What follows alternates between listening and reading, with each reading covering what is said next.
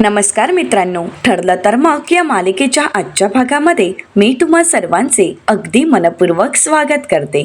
आजच्या भागामध्ये आपल्याला पाहायला मिळतं की अर्जुन इन्स्पेक्टर सावंत यांना फोन करतो आणि विचारतो, स्केच आर्टिस्ट आला आहे का? तो जर आला असेल तर तुम्ही त्या सिक्युरिटीला फोन करून बोलावून घ्या.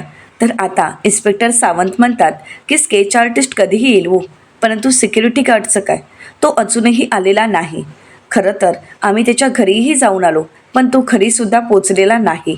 नाईट ड्युटी झाल्यानंतर तो घरी आलाच नाहीये. अर्जुन म्हणतो, कदाचित तो त्याच्या एखाद्या मित्राकडे गेला असेल. तर आता इन्स्पेक्टर सावंत अर्जुनला म्हणतात, ज्या ज्या शक्यता असतील त्यांच्या कुटुंबाने ज्या ज्या व्यक्तींकडे ते जाऊ शकतात हे सांगितलं, त्या त्या ठिकाणी आम्ही जाऊन आलोय, पण तो कुठेच नाहीये. अर्जुन सर, सिक्युरिटी अचानक गायब झाला आहे. म्हणजेच तर अर्जुन म्हणतो, याचाच अर्थ हे सगळं काही त्या हल्लेखोरानेच केलं आहे. तर आता इन्स्पेक्टर सावंत म्हणतात, पण हे कसं शक्य आहे? तिथे तर तुम्ही, मी आणि सिक्युरिटी तिघच जण होतो. तिघांव्यतिरिक्त याबद्दल कोणाला काहीच माहीत नाही आहे. तर अर्जुन म्हणतो, कदाचित तो हल्लेखोर त्याचा पाठलागही करत असेल. त्यामुळे आता तुम्हाला जास्त शोध घ्यावा लागेल. इन्स्पेक्टर सावंत म्हणतात की हो, आम्ही तर या सगळ्या गोष्टीचा शोध घेतच आहोत. अर्जुन म्हणतो, बरं ठीक आहे, तुमच्या जर काही हाती लागलं तर मला नक्कीच कळवा. असं म्हणत आता अर्जुन फोन ठेवतो आणि म्हणतो, नाही, याबद्दल सायलीला काहीही कळायला नको, कारण याबद्दल तिला जर आता काही कळालं तर ती उगाच स्वतःला त्रास करून घेईल. असं म्हणत आता अर्जुन रूममध्ये येतो. आता सायली शांतपणे बाहेर निघालेली असते. अर्जुन म्हणतो, काय झालं, कुठे निघाली आहेस? सायली म्हणते, आईंना भेटून येते. प्रिया इथे येऊन गेल्यापासून आई नक्कीच प्रियाचा आणि तिच्या बाळाचा विचार करत असतील, आणि त्या जर अश्विन दादांसोबत बोलायला गेल्या तर मग त्यांनाही अजून त्रास होईल. त्या अगोदर मलाच त्यांच्याशी बोलायला हवं. त्या शांत आहेत की नाही हे मला बघायला हवं. तर अर्जुन सायलीला समजावत म्हणतो, जर मम्मानेच तो टॉपिक संपवला असेल तर तिथे जाऊन तो टॉपिक तू पुन्हा कशाला काढतेस? माझं असं म्हणणं आहे की मम्माला थोडा वेळ घेऊ देत. त्यामुळे मम्मा जर स्वतः प्रियाचा टॉपिक काढत असेल तर त्याच वेळी तू तिच्याशी बोल. तर सायली म्हणते, पण समजा त्याच विचारात हरवून गेले असतील तर? तोच विचार करून स्वतःला त्रास करून घेत असतील तर? तर अर्जुन सायलीला म्हणतो, आणि या सगळ्याचा तुला त्रास होतोय त्याचं काय? बायको, तू सध्या फक्त आपल्या बाळाचा विचार कर. प्रियाची प्रेग्नन्सी ही आपल्यासाठी महत्त्वाची नाही आहे. खरं तर आधीच तुला तुझ्या भूतकाळाबद्दल, बालपणीबद्दल आठवत नाही, त्याचा तर ट्रेस आहेच तुला.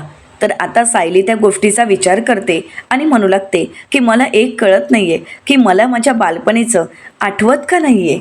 सायली आता त्या गोष्टीचा विचार करत असते. तर अर्जुन सायलीला म्हणतो, मला एक सांग, तू काय म्हणालीस की तुला तन्वीच्या वस्तू पाहिल्यानंतर किंवा तन्वीच्या काही गोष्टींमुळे तू तन्वी असल्याचं फील होतं. म्हणजे अशा नक्की कोणत्या गोष्टी आहेत की ज्यामुळे तुला वाटते की तू तन्वी आहेस? तर आता सायलीला आठवतं ते म्हणजे प्रतिमा आत्याने तन्वीच्या दाखवलेल्या आठवणी. प्रतिमा आत्याने तन्वीच्या आठवणी तशाच जपून ठेवलेल्या असतात आणि त्या एक एक करून सायलीला दाखवलेल्या असतात. त्या प्रत्येक आठवणींमागे कुठेतरी आपल्या आठवणी आहेत, आपला याच्याशी संबंध आहे हे सायलीला आठवत असतं. त्या प्रत्येक वस्तू हातात घेतल्यानंतर त्या आपल्याच आहेत, त्या आपल्या जवळच्या आहेत याचा सायलीला प्रत्यय येत असतो. तिला या सगळ्या वस्तू जवळच्या वाटत असतात.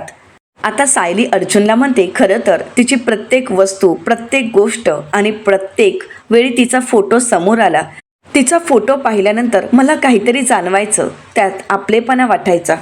तर आता या सगळ्या गोष्टींचा अर्जुन विचार करतो आणि म्हणतो, तन्वीच्या अजून काय काय गोष्टी आहेत, काय असेल अजून? तर आता सायली अर्जुनला म्हणते, ज्या ज्या वस्तू होत्या, ज्या ज्या गोष्टी होत्या त्या सगळ्या काही पाहून झाल्यात, पण आता तर काहीच नाही आहे. आता सायली अस्वस्थ होते, ती निराश होते. तर अर्जुन म्हणतो, आहे तन्वीचं गाठोडा आहे आपल्याकडे. आता सायली खुश होते, मागे वळते आणि अर्जुनला म्हणते, ते गाठोडा पाहिल्यानंतर, त्यातल्या वस्तू पाहिल्यानंतर मला आठवेल का काही? अर्जुन म्हणतो, आठवेल, नक्कीच आठवेल. थांब आपण बघू. असं म्हणत अर्जुन लगेच गाठोडं काढायला घेतो.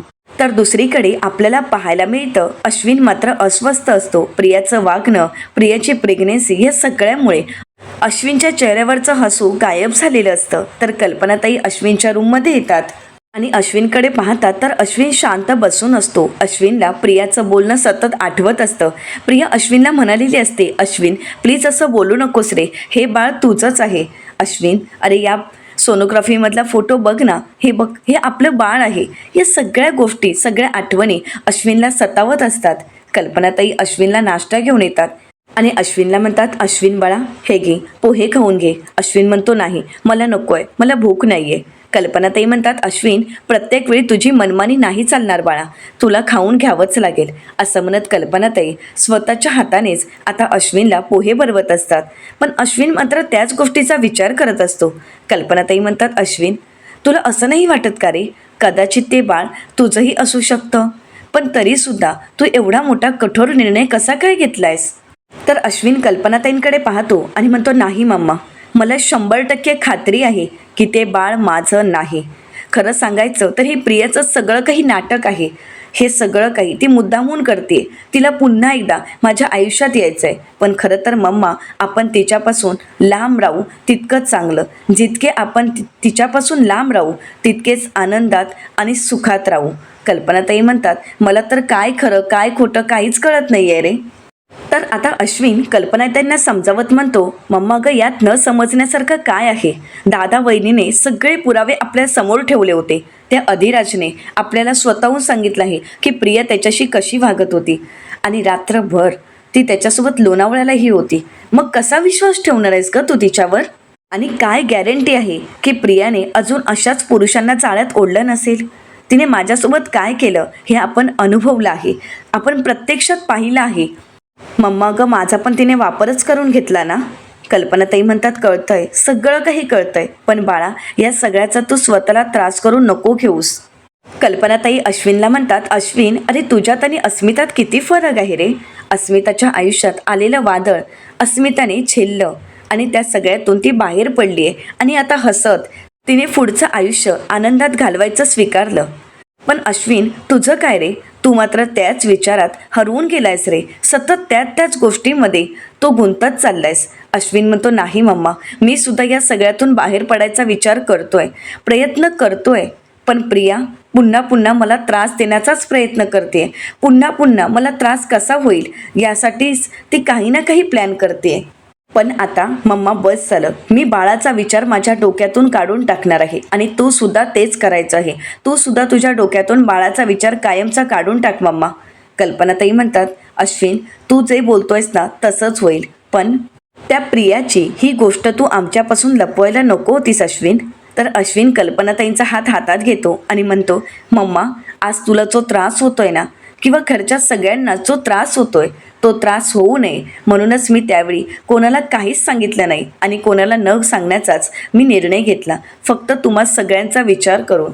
माझा दुसरा काहीच हेतू नव्हता गं. कल्पनाताई म्हणतात, कळतंय रे बाळा. अरे राजा, तू स्वतःला त्रास करून नको घेऊस. मला कळतंय की या सगळ्यात तुझी काहीच चूक नाही, पण या सगळ्यामुळे तू स्वतःला त्रास करून घेतोयस, स्वतःचं आयुष्य हरवून बसलायस. अश्विन, या सगळ्यातून बाहेर पड बाळा. असं म्हणत आता कल्पनाताई अश्विनला सावरतात आणि त्यानंतर म्हणतात, हे घे, थोडं खाऊन घे. असं म्हणत स्वतःच्या हातानेच अश्विनला पोहे खाऊ घालतात. अश्विनला मात्र आता अश्रू अनावर होतात, कारण त्याला त्याचा आधार म्हणून फक्त त्याची मम्मा असते. आणि शेवटी तो कल्पनाताईंच्या खांद्यावर डोकं टेकून खूप रडत असतो आणि त्यावेळी कल्पनाताई त्याला सावरतात. आणि अश्विनचं हे असं वागणं, त्याची झालेली ती अवस्था पाहून कल्पनाताईंनाही खूप वाईट वाटतं. तर दुसरीकडे पाहायला मिळतं, आता अर्जुनने सायलीचं म्हणजेच तन्वीचं गाठोडं बाहेर काढलेलं असतं. आता ते गाठोडं उघडून अर्जुन सायलीला त्यातील वस्तू दाखवतो. आता सायली त्यातील आपला लहानपणीचा फोटो हातात घेते, परंतु तिला काहीच आठवत नसतं. एक एक करून सायली त्यातील प्रत्येक वस्तू आपल्या हातात घेते. तिची लहानपणीची बाहुली, त्यानंतर तिच्याजवळ असणाऱ्या प्रत्येक लहानपणीच्या एक एक वस्तू, तिची खेळणी.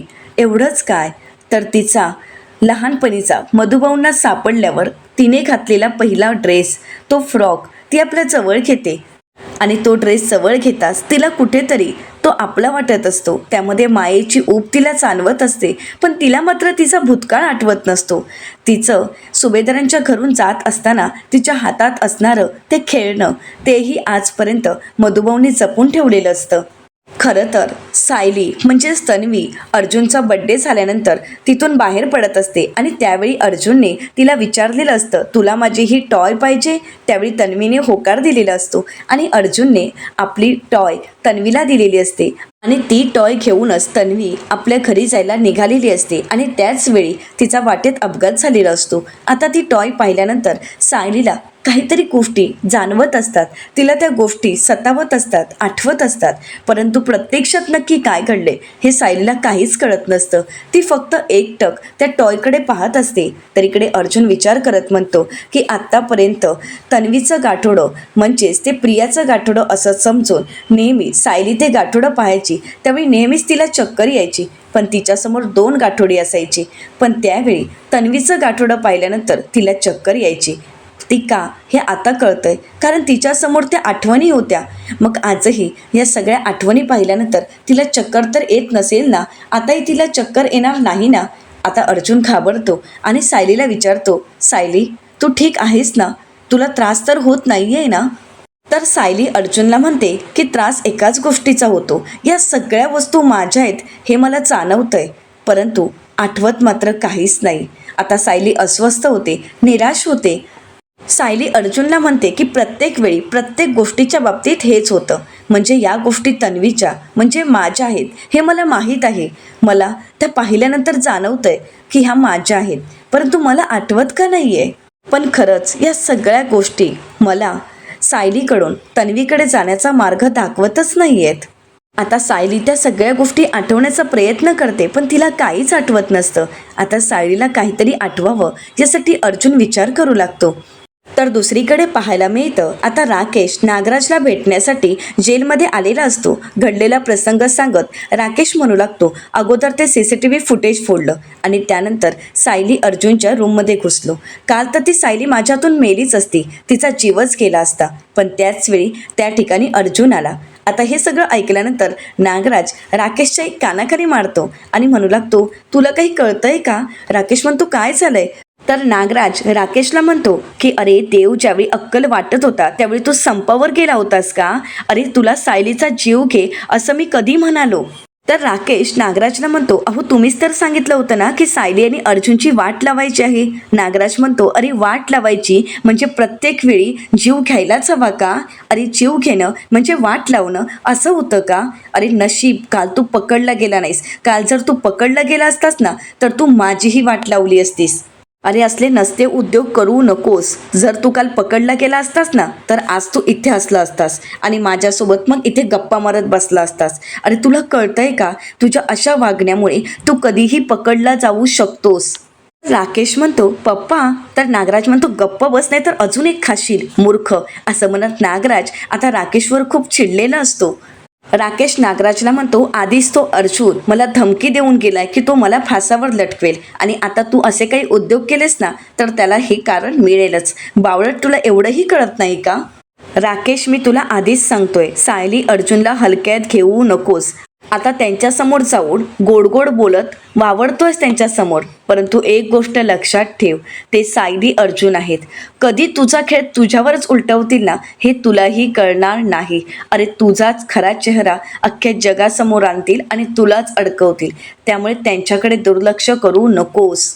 तर राकेश नागराजला म्हणतो की मला वाटलं की जर सायलीला मी संपवलं तर संपूर्ण सुभेदार या धक्क्यातून बाहेर पडू शकत नाहीत आणि लवकर सावरूही शकत नाहीत आणि म्हणून मी. तर नागराज म्हणतो, अरे पण तुला विचारलं कोणी की तुला काय वाटतंय ते. अरे मी जेवढं सांगतोय ना तेवढंच कर ना. स्वतःचं डोकं का वापरतोयस, कोणाचा जीव वगैरे घ्यायला का जातोयस मूर्खा. असं म्हणत नागराज खूप चिडलेला असतो. आता मात्र राकेश काहीच बोलत नाही, तो शांत होतो. नागराज आता राकेशला म्हणतो, ए बाळा प्लीज असं नको ना रे वागूस. अरे तूच एक माझी शेवटची आशा आहेस, नाहीतर मी कोणावर विश्वास ठेवू सांग बरं. अरे बाळा तुझ्या व्यतिरिक्त माझं कोण नाही आहे. त्या महिपतवर विश्वास ठेवू आता काही उपयोग आहे का त्याचा. अरे तूच आहेस ना आता माझ्यासाठी. हे बघ आता सगळं काही शांतपणे करायचं, सचिनची मदत घे आणि मग एक एक प्यादं पुढे ढकलायचं. पण आता तू असं काही करणार नाही आहेस ना, तू कोणाचा जीव वगैरे घेणार नाही आहेस ना, कोणाला मारायचा विषय तू काढणार नाही आहेस ना, तू कोणाला मारणार तर नाहीस ना. तर आता नागराज एकावर एक प्रश्न विचारू लागतो, कारण नागराज आता आपल्या मुलाच्या बाबतीतही काही भलतंच घडायला नको यामुळे घाबरून गेलेला असतो. तर आता राकेश म्हणतो, नाही पप्पा मी आता पुन्हा असं नाही वागणार. असं म्हणत राकेश विचार करू लागतो. तर दुसरीकडे पाहायला मिळतं की अर्जुन सायलीला समजावत म्हणतो, तू तन्वी आहेस ना याची तुला खात्री तर पटली आहे ना. मग म्हणजेच तुला तन्वीपर्यंत पोहोचण्याचा मार्ग सापडला आहे. आता हळूहळू तुला सगळ्या गोष्टी सुद्धा आठवतील. तर सायली म्हणते, कशा कशा आठवतील सांगा ना. अहो माझी तर काहीच प्रगती होत नाहीये. तर अर्जुन सायलीला म्हणतो, असं कसं, असं काहीच नाहीये. आधी तुला हे ज्यावेळी गाठोडं समोर दिसायचं, तू हे गाठोडं पाहायचं, त्यातल्या वस्तू पाहायचीस, त्यावेळी तुला चक्कर यायची, त्रास व्हायचा. पण आता तसं काहीच झालं नाही. कारण या सगळ्या वस्तू तुला आपल्या वाटतायत.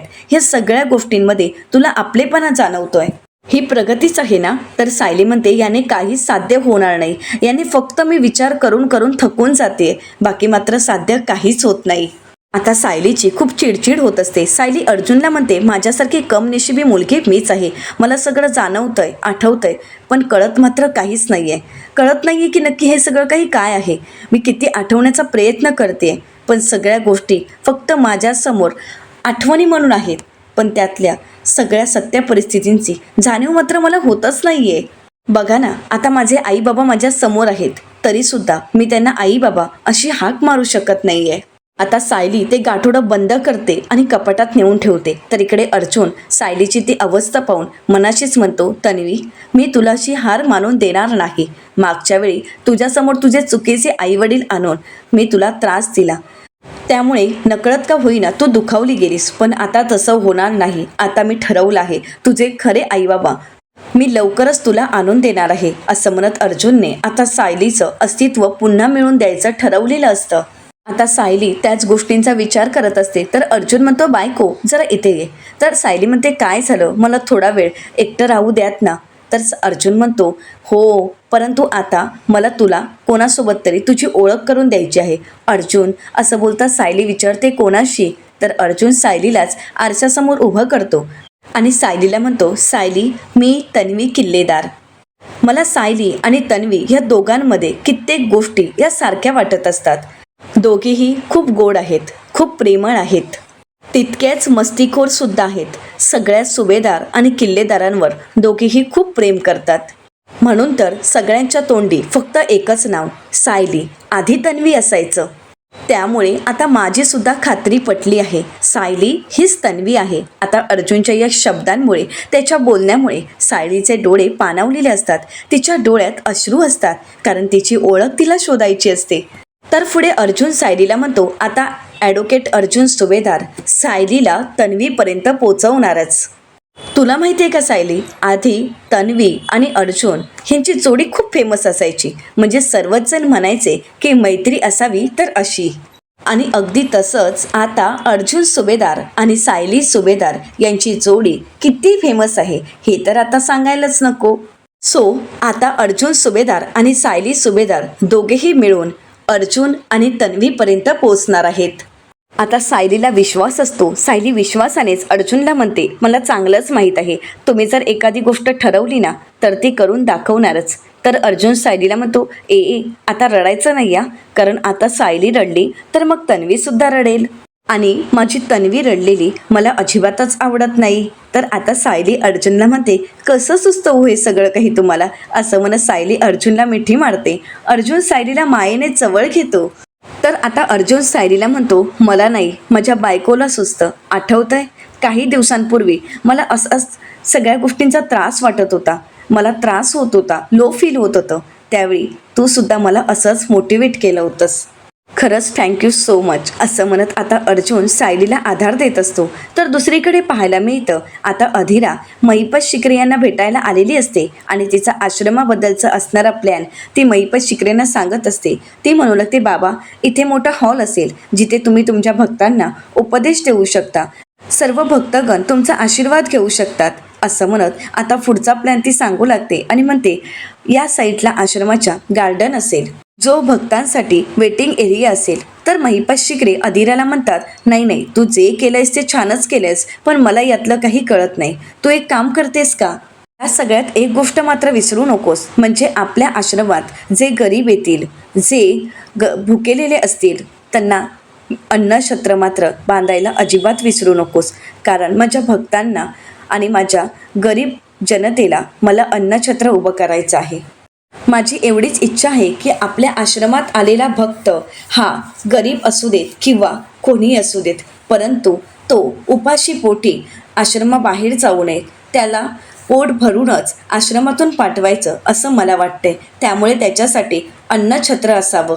तर आता महिपत शिकरेंचं हा प्लॅन अधिराला खूप आवडलेला असतो. अधिरा म्हणते, महिपत बाबा किती फॅन्टॅस्टिक आयडिया आहे. मी आताच माझ्या आर्किटेक्टशी बोलते आणि यामध्ये काही चेंजेस करून घेते. म्हणजे आता या साईडला अन्नछत्र असेल आणि त्याच्याच मागे मोठं किचन असेल जे 24 तास भक्तांसाठी उपलब्ध असेल. तर आता महिपत शिकरे म्हणतात, हो चालेल, आता तू जर ठरवलंच आहेस तर माझा आशीर्वाद तुझ्या पाठीशी आहेच.